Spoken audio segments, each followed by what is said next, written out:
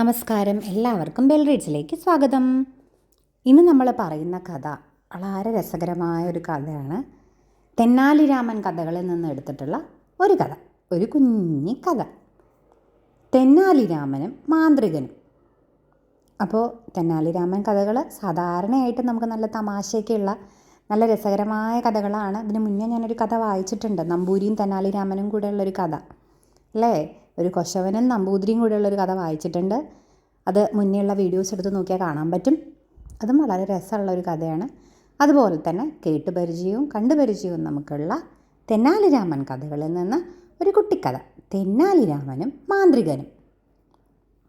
അപ്പോൾ കഥ തുടങ്ങുന്നതിന് മുന്നേ ആരെങ്കിലും ബെൽ റീഡ്സ് ചാനൽ സബ്സ്ക്രൈബ് ചെയ്യാതെ ഇപ്പോഴും കാണുന്നുണ്ടെങ്കിൽ ഒന്ന് സബ്സ്ക്രൈബ് ചെയ്യാമോ? ചാനലൊന്ന് സബ്സ്ക്രൈബ് ചെയ്യുക, ബെല്ലൈക്കൺ ക്ലിക്ക് ചെയ്യുക, ഓൺ എന്നുള്ള ഓപ്ഷൻ സെലക്ട് ചെയ്യുക. എന്നിട്ട് അങ്ങോട്ട് കഥയൊക്കെ കേട്ടു തുടങ്ങാം. അപ്പോൾ ഇന്നത്തെ കഥ കേൾക്കാം. തെന്നാലി രാമനും മാന്ത്രികനും.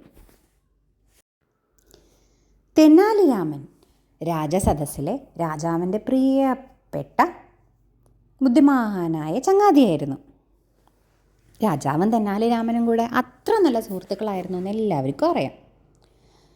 എന്ത് കാര്യമുണ്ടെങ്കിലും തെന്നാലി രാമൻ്റെ ബുദ്ധി വെച്ച് അതെങ്ങനെ തീർക്കാമെന്നുള്ളത് രാജാവ് എന്നും നല്ല ചങ്ങാതിമാരായിട്ട് തെന്നാലി രാമൻ്റെ കൂടെ നിന്നു. പക്ഷേ ഇതൊന്നും അത്രയ്ക്കങ്ങടെ എല്ലാവർക്കും രസിക്കുമോ? ഒരു തെന്നാലി രാമൻ വന്നിക്കണു, പിന്നെന്തിനാ അപ്പം ഞാനൊരു രാജഗുരു എന്നും പറഞ്ഞിട്ട് എന്തിനും ഏതിനും എൻ്റെ അടുത്ത് അഭിപ്രായം ചോദിക്കാനല്ലേ എന്നെ രാജഗുരു ആക്കിയിരിക്കണം. ഇത് രാജഗുരുവിൻ്റെ അടുത്ത് അഭിപ്രായം ചോദിക്കുന്നതിന് മുന്നേ തെന്നാലി രാമനോട് ചോദിക്കും. എന്നിട്ട് രാമൻ ഇങ്ങനെ പറഞ്ഞിട്ടുണ്ട് എന്നുള്ളതായിരിക്കും ചെന്നിട്ട് രാജഗുരുവിൻ്റെ അടുത്ത് പറയുക. പിന്നെ ഇനിയിപ്പോൾ വേറൊന്നും മറുത്ത് പറയാൻ പറ്റാത്തതുകൊണ്ട് എല്ലാം അംഗീകരിച്ചു പോലായിരുന്നു രാജഗുരുവിൻ്റെ പണി. അപ്പോൾ രാജഗുരു കുറച്ച് കാലമായിട്ട് ഇങ്ങനെ ആലോചിക്കുന്നു, ഈ തെന്നാലി രാമനെ കൊണ്ട് ഭയങ്കര ശല്യം തന്നെ, എനിക്ക് എൻ്റെ വിലയില്ലാണ്ടായി മാറണൂന്നേ, എന്തപ്പോൾ ചെയ്യുക? രാജഗുരു തലാഭോഗം ഞങ്ങളുടെ ആലോചിച്ചപ്പോൾ പെട്ടെന്നൊരു ഐഡിയ കിട്ടി. എന്താണെന്നോ, നാട്ടിലൊരു മാന്ത്രികൻ വന്നിട്ടുണ്ടെന്ന് കേട്ടു. വളരെ നല്ല മാന്ത്രികനാണ്, ആരെ വേണേ എങ്ങനെ ആർക്കും ഇതുവരെയ്ക്കും തോൽപ്പിക്കാൻ പറ്റാത്തൊരു മാന്ത്രികനാണ്. അപ്പോൾ ആ മാന്ത്രികനെ അങ്ങോട്ട് വരുത്തിക്കാം. എന്നിട്ട് പറഞ്ഞു കേട്ടിട്ടുള്ളത് വെച്ച് നോക്കിയാൽ മാന്ത്രികനെ തോൽപ്പിക്കാൻ ഇന്ന് വരയ്ക്കും ആർക്കും പറ്റിയിട്ടില്ല. മാന്ത്രികനാണെങ്കിലോ ആരെങ്കിലും വെല്ലുവിളി നടത്തി തോറ്റു കഴിഞ്ഞാൽ അയാളെ പൊട്ടനാക്കുകയും ചെയ്യും. എന്ന് വെച്ച് കഴിഞ്ഞാൽ അവർക്ക് ഭ്രാന്ത് പിടിക്കും. മാന്ത്രികൻ്റെ അടുത്ത് തോറ്റു കഴിഞ്ഞാൽ ഭ്രാന്ത് പിടിച്ച് അവിടെ നിന്ന് ഓടിപ്പോവും. അപ്പോൾ രാജഗുരു വിചാരിച്ചു, ഇയാളെ കൊണ്ടുവരാം രാജസദസ്സിൽ. എന്നിട്ട് രാജാവിനോട് പറഞ്ഞ് എങ്ങനെയെങ്കിലും ഇയാളെയും തെന്നാലി രാമനെയും കൂടെ നിർത്തി ഒരു മത്സരം വെപ്പിക്കാം. അങ്ങനെ മത്സരത്തിൽ തോക്കുന്നുള്ളത് ഉറപ്പാണ്. രാജഗുരു അതാണ് ആലോചിക്കണം. മത്സരത്തിൽ എന്തായാലും തെന്നാലി രാമൻ തോൽക്കും. കാരണം ഇന്നേ വരയ്ക്ക് ഈ ആരെയും മാന്ത്രികൻ തോൽപ്പിച്ചതായിട്ട് ചരിത്രം ഉണ്ടായിട്ടില്ല. അയാൾ ആളുകളെ പറത്തും, അങ്ങനെ പല രൂപത്തിലോട്ട് മാറ്റും, അത്രയും കഴിവുള്ള മാന്ത്രികനായിരുന്നു.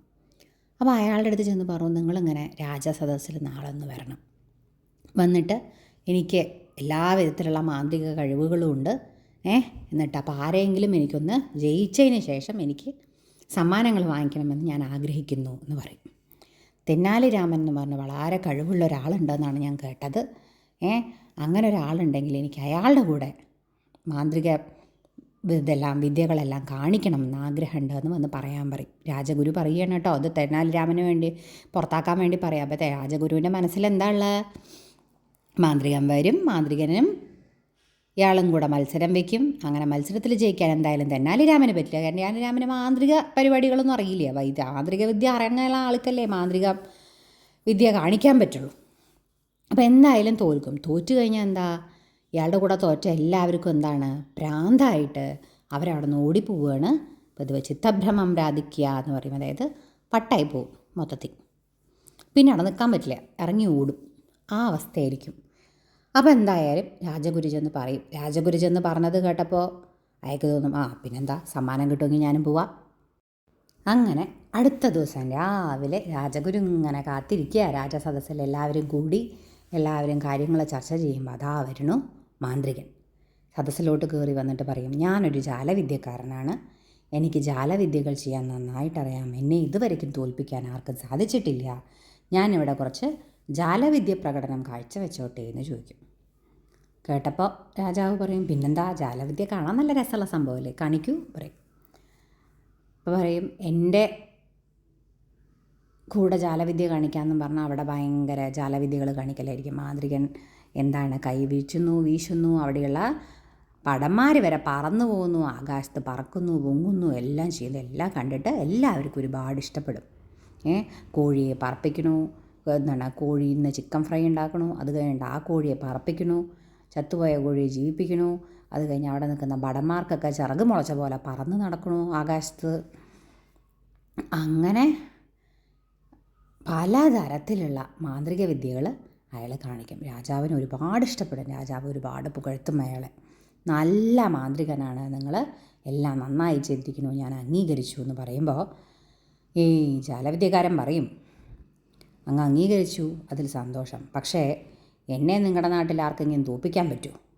നിങ്ങളുടെ അവിടെ ഭയങ്കര ബുദ്ധിമാനായ ഒരാളുണ്ടെന്നാണല്ലോ കേട്ടത്, എല്ലാത്തിലും പ്രാവീണ്യമുള്ള ആളാണെന്നാണല്ലോ പറഞ്ഞ് കേൾവി. ഒരു തെന്നാലി രാമൻ, അയാളെ ഇങ്ങോട്ട് വിടും, എന്നെ തോൽപ്പിക്കാൻ അയാളെ കൊണ്ട് പറ്റുമെന്നൊന്ന് നോക്കട്ടെ എന്ന് പറയും. അപ്പോൾ ചതി ഉണ്ടെന്ന് മനസ്സിലാവും, രാജാവിന് മനസ്സിലാവും. രാജാവ് വിട്ടു പറയില്ല, കാരണം വിട്ടു പറഞ്ഞാൽ പോക്കാ. ഇനി എങ്ങാനും തെന്നാലി രാമനെ കൊണ്ട് ഇയാളുടെ കയ്യിൽ കൊടുത്തിട്ട് തെന്നാലി രാമന് ഇയാളെന്തായാലും ജയിക്കാൻ പറ്റില്ല. തെന്നാലി രാമന് മാജിക് ഒന്നും അറിയില്ലല്ലോ, അത് ഉറപ്പാണ് തൂക്കുന്നുള്ളത്. അപ്പോൾ വേണോ എന്ന് രാജാവ് സംശയിക്കും.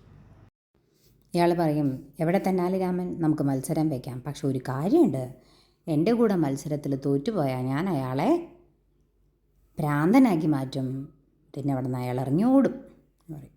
രാജാവിന് ഇത് കേട്ട് വല്ലാണ്ട് സങ്കടം വരും. രാജാവ് ഇനിയിപ്പോൾ വെല്ലുവിളി എങ്ങനെ സ്വീകരിക്കാണ്ടിരിക്കുക, അതും പക്ഷേ ഇയാളെ എങ്ങനെ വിട്ടുവിളിക്കുക, എങ്ങനെയെങ്കിലും എന്തെങ്കിലും പറഞ്ഞ് സമ്മതിപ്പിക്കാമെന്നൊക്കെ വിചാരിച്ചിരിക്കുമ്പോഴത്തേക്കും തെന്നാലി രാമൻ അവിടെ വരും. തെന്നാലി രാമനോട് നേരിട്ടങ്ങോട്ട് ഈ മാന്ത്രികൻ ചോദിക്കും, എന്താ നമ്മളങ്ങോട്ട് മത്സരിക്കുകയല്ലേ, നോക്കാം നമ്മളിൽ ആർക്കാ ബുദ്ധി, നമുക്ക് ആർക്കാ കഴിവ് എന്നുള്ളതൊന്ന് നോക്കാം, എൻ്റെ കൂടെ മാജിക്ക് ചെയ്യുമോ എന്ന് ചോദിക്കും. എന്ത് മാജിക്കായാലും കുഴപ്പമില്ല എന്ന് പറയും.